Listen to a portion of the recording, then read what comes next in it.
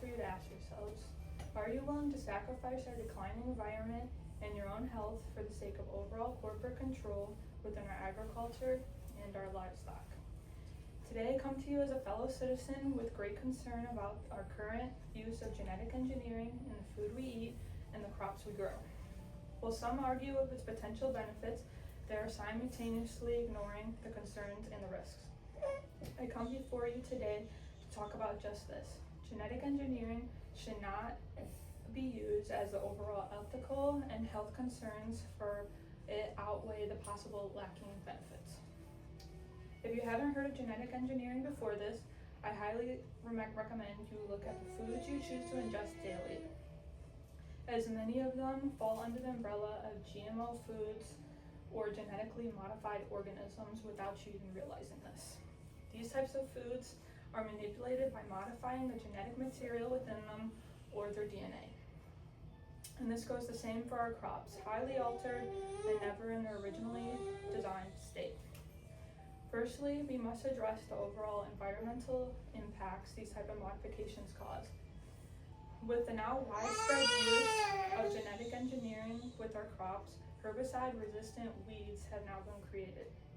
The creation of these weeds leaving farmers no choice but to up the use of extremely toxic chemicals and for the use of stopping the destruction of our crops.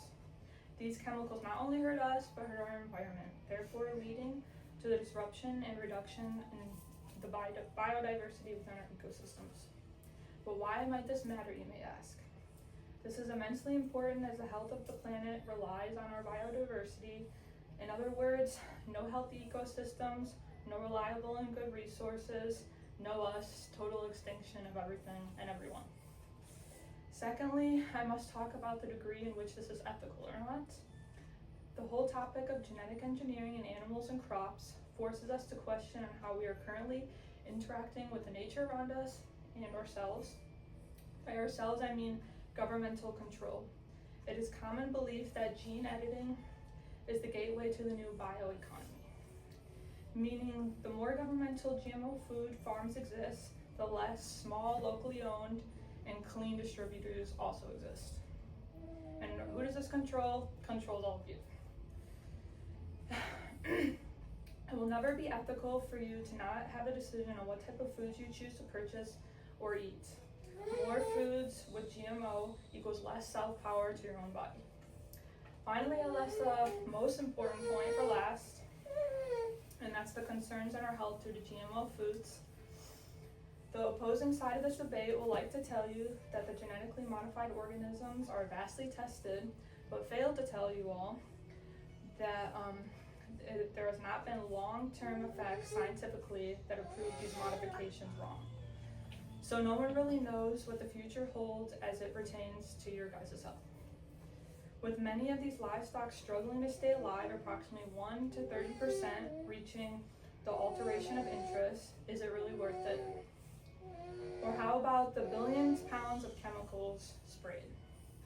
Studies done by the American Association for Advancements in Science have shown to also find a negative health effects from the increased glyphosate, one of the most leading herbicides used for crops here in America. So no, it's not really worth it.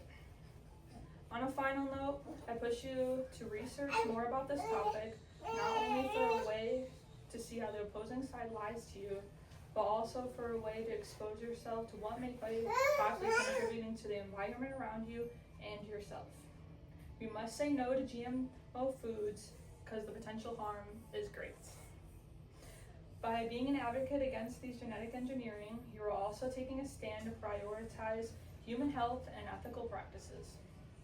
Not only for yourself, your peers, your family, but the future generations that have come into existence yet.